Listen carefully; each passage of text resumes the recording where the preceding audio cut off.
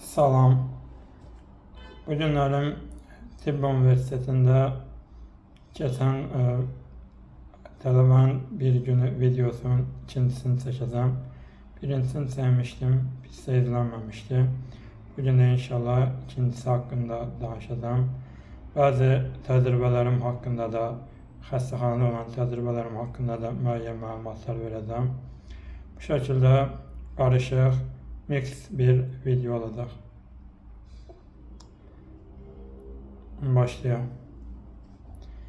Tibb Üniversitesi'nde geçen bir gün hakkında geçen sefer onsuz geniş danışmıştım. Bu sefer sadece kısa məlumat verim. Tibb Üniversitesi'nde yani geçen videomu izleyenler de bilir. Ancak sabah smeni var, gün orta smeni yoktur. Səhər tezdən başlayır dərslər.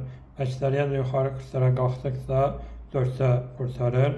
Ama aşağı kurslarda 12'de 2'de kurtardığı hallarda olur. Teneffüsler her teneffüs yarım saat olur. Her ders 90 dakika olur. Muhadirələr də eyni qaydada. Şimdi ümumi olarak keçdiyim praktikalardan müəyyən məlumatlar verəcək olsam, her kafedranın özünə məxsus xüsusiyyəti var ve her kafedrada keçilən ders rejimi de birbirinden farklıdır. Tibb Üniversitesi'ne gelen başlayan bir tələbə en çəkindiyi və yaxud en qorxduğu kafedra anatomiya kafedrası olur bildiğimiz üzere. Bunun sebebi ise bu kafedrada ders rejiminin diğer kafedralara nispeten ağır olması ve termin sahəsindən də, lüğət sahəsindən də yeni bir termin, yeni bir lüğət sisteminin olması, yani Latince sözleri öğrenmenin ağırlığıdır. Ki müəllimlər də bunu tələb edir tələbələrdən. Yani tamamıyla farklı bir şeydi, yeni bir şeydi. O cəhətdən də ağır gəlir yani. Məsələn, üniversitede hazırlıqdan çıxmış tələbələr, Latince heç bir kəlmə görməyən tələbələr gəlir birdən-birə tamamıyla yeni bir şeyin içine düşəndə farklı gəlir onlara da. Çünki yani sümük sistemidir, əzələ sistemidir, qan damar sistemidir. Bunun hakkında normal anlayışın olsa bile bunların hamısının Latince adlarını bilmek, sümüşlerde oyuqlar olsun, əzələlər olsun, əzələlerde hissələrin adları olsun, bunların hamısını Latince öğrenmek həqiqətində yorucudur. Xüsusən də sümüşlerde bu daha da yorucu olmaktadır. Anatomiyanın öğrenmə cəhəsindən deyirəm. Diğer kurslara keçdikcə fizyologiya ikinci kursdan kesilmeye başlayır. Farmakologiya yine eyni qaydada, mikrobiyologiya kesilmeye başlayır. Yavaş yavaş temel fənlər bitdikdən sonra klinik fənlərə, yani yuxarı kurslara keçdikdə daxili xəstəliklər olsun, cərrahi xəstəliklər olsun, daha yuxarı kurslarda döş qarın boşluqlarının cərrahi xəstəlikləri kimi klinik fənlərdə devam etməkdədir. Yani əvvəl də daha çox temel fənlər kesilir, sonrasında isə klinik fənlər kesilməkdədir. Bu şəkildədir fənlərin kesilməsi. Məsələn, rezidentur imtahanı var, tibbdə uzmanlıq sınavı. Yani uşaqlar əksəriyyətlə 4-cü kursdan verir. Çünki temel fənləri yeni öğrenmiş olursan, 4-cü kursda da vermək mümkündür. O ildən vermək mümkündür. Ben vermemişim, aslında biraz gecikmişim. Ama yani mümkündür bu da. O daha asan olur. 5'e 6'ya keçəndən sonra klinik fənlər daha çox ağırlıq təşkil etməkdədir.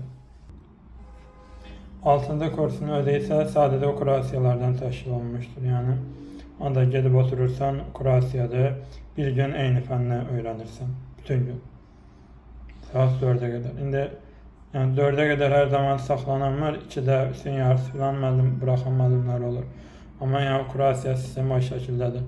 Yine teneffüs olur ama bir teneffüs olur. O da gün orta 11'in yarısı 12'ye kimi o şəkildə yani. Onun haricində bir teneffüs olmur. Yani diğer derslerde kimi 90 dəqiqədən bir olmur yani. 6-cı kursda bu şəkildə olur. Ama belə baxanda bizdə 6-cı kurs kurasiya çox da belə yaxşıdır desəm, çox da yüksək səviyyəli deyil. Məsələn, Türkiyədə universitetlərdə daha yaxşıdır. Bilindiyi üzrə oranın təhsili, tibb təhsili buranın tibb təhsilindən də daha yaxşı olacaqdır. Məsələn, orada 6-cı kursda artıq intern doktor adlanır, 5-ci kursda stajyer doktor adlanırsan, 6-cı kurs intern doktor və xəstəxanalarda işləyə bilirsən və işləyirsən də yəni. Artıq 6-cı kursdan həkim olursan, yəni həkim maaşı alırsan və həkim olursan. Bizdə belə bir şey yoxdur, açığı. 6-cı kursa tələbə gəlsən, 6-cı kursu bitirəndən sonra rezidenturanı verirsən, ondan sonra həkim maaşı alırsan. Yəni bu şəkildə qurulub sistem. Bunun xaricində nə deyə bilərəm? Praktika cəhətindən, yəni xəstəxanalara gedə bilirsən, aparırlar müəllimlər, fonendoskopla yoxlama olsun, ciyərləri yoxlama olsun, plevrit kimi xəstəliklər, quru plevrit, yaş plevrit, ciyərlərdən gələn səslərin eşidilməsi filan. Bunların dinlənilməsi, buna şərait yaradılır. Lakin ümumi olaraq düşündüyümüzdə tibb universitetində praktika, yəni bizdə çox da güclü deyildir, açığa universitet nəzdində deyirəm. Məsələn, mən bu yayda deyil, keçən ilin yayında yeni klinikada praktikada olmuşdum. O daha praktik cəhətdən daha öyrədici idi. Orada məsələn 2 şöbədə olmuşdum. Bir terapiya şöbəsində, bir təcil yardımda olmuşdum. Terapiya şöbəsində ancaq rezidentlərlə bir yerdə olursan, orada rezident həkimlərlə bir yerdə orada anamnez toplanması olsun, diaqnoz qoyulması olsun, xəstələrin təyinatlarına baxılması olsun, daha çox bu yönümlü olur. Amma təcil yardımda isə nə idi? Daha çox praktik yönümlü olsun, xəstənin daşınması olsun, iynənin vurulması olsun. Bu cəhətdən daha çox ağırlıq təşkil edirdi. Təcil yardım daha ağırdır mənim fikrimə görə, çünki təcil yardımdır. Yəni necə deyim, orada yəni iş görürsən daha çox, praktikada iynə vurmaqdır, vazofiks qoymaqdır. Bunlara baxıb öyrənirsən yəni. Daha fərqli bir ortam idi deyə bilərəm. Orada bizə də icazə verirdi iynə vurmaq, vazofiks qoymaq. Terapiyada olan, yəni ancaq o işləri tibb qardaşı, tibb bacısı görürdü. Rezidentlər də o işi görmürdü. Rezidentin işi ancaq nə idi? Xəstədən anamnezin toplanması, toplanan anamnez əsasında diaqnozun qoyulması, təyinatların yazılması, yəni budur. Rezidentin işi əsas etibarilə budur. Dərmanların mexanizminin araşdırılması şəklində gedir yəni. Bu şəkildə.